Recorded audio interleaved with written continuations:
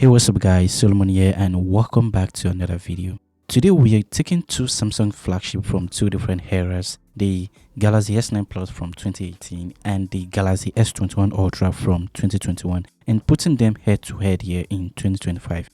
Now, the S9 Plus was one of Samsung's most beloved phones. Curved glass, slim bezels, that timeless look. But the S21 Ultra was a monster.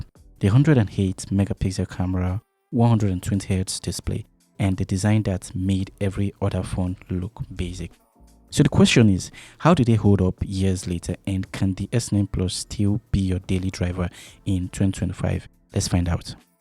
The S9 Plus was from a time when Samsung was obsessed with curves. Curved front, curved back, everything melted in your hands perfectly.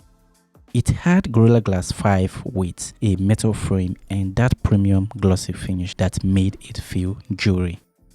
The S21 Ultra, though it's from the era of matte finish sophistication, heavier, chunkier with the bold camera highline that looks like part of the frame. It feels industrial, with a piece of tech designed for the future, not fashion. So if you love one-handed comfort, go for the S9 Plus, but if you want to feel like you're holding power, then you go for the S21 Ultra. So now let's talk about the displays, because we all know that Samsung always nails display quality.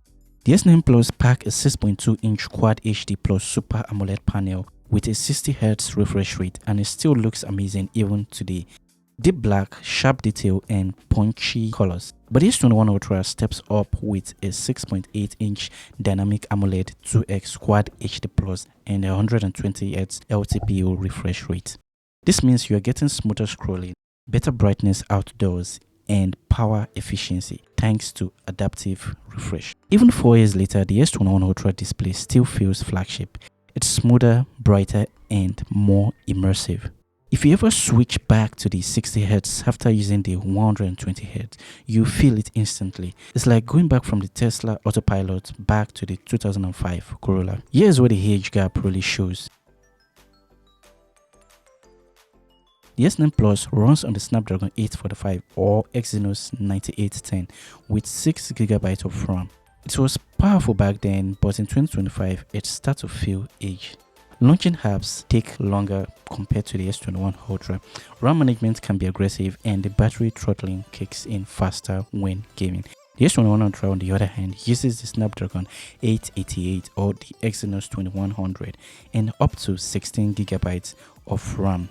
Even in 2025, it feels fast. Multitasking, gaming, video editing, whatever you throw at it, it handles it with ease. In benchmarks, the difference is massive, but most importantly, in real life, you feel it. Switching between Instagram, Chrome, and YouTube on the S21 Ultra feels instant. On the S9 Plus, you occasionally hit a bit of lag, not noticeably, but you get a bit of spikes and reloads. The S21 Ultra wins on speed, but the S9 Plus still handles light text respectably. Just don't expect flagship performance anymore. Alright, so it's time for the camera, and this is the fun part. The S9 Plus has a dual 12 megapixel setup, one wide, one telephoto. It was the first Samsung phone with a variable aperture f1.5 to f2.4, which was innovative at the time. Photos are still decent, especially in daylight. Nice colors, sharp detail, but dynamic range and shadows are where it shows age. The S21 Ultra is just on a different level. 108 megapixel main sensor, 12 megapixel ultra wide, and a dual telephoto lenses, 3x and 10x optical. Even in 2025, this setup holds up impressively.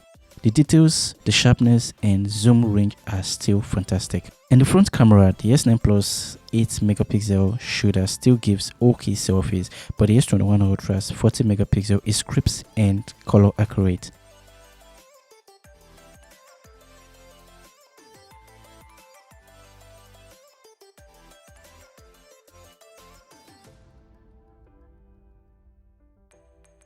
For night mode, the S9 Plus never had a dedicated one at launch. It struggles in low light. The S21 Ultra turns night scene into something cinematic. So for the camera, the S21 Ultra easily wins, but the S9 Plus still respectable, especially if you prefer Samsung's older, warmer tones.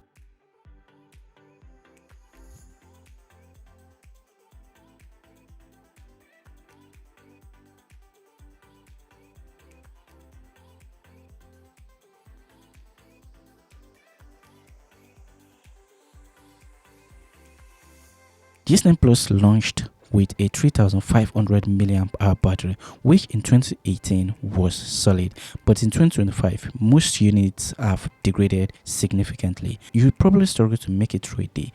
The S21 Ultra rocks a 5000 milliamp hour battery, and even after years it can still push a full day with moderate use. It supports 25 watts charging, wireless charging and reverse wireless charging, things the S9 Plus simply can't match. So if you plan to daily drive hider, battery life alone makes the S21 Ultra a far better experience. So for the software, this is where Samsung's long-term support really matters. The S9 Plus officially capped at Android 10.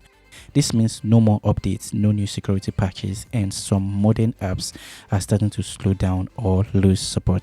The S21 Ultra, though it's still getting updates, it's currently running One UI 7 Android version 15 and would not get the Android version 16 update, which means after this One UI 7 you're no more getting any more update. The only update you're getting is the remaining 1 year of security update. You get modern features like better battery optimization, new lock screen widgets, smoother animations, and improved privacy controls. It just feels newer and smarter overall. The S9 Plus is still a nostalgic masterpiece. Great design, solid camera for its time, and surprisingly usable for light tasks. But the S21 Ultra is still a true flagship even years later. It dominates in display, performance, camera, and software. If you're rocking the S9 Plus and thinking about upgrading, the jump to an S21 Ultra or a newer will feel like night and day. Still, the S9 Plus deserves respect. It's proof that great design never really gets old. And that's it for this video. If you enjoyed it, please do not forget to click on the like button and hit on the subscribe button.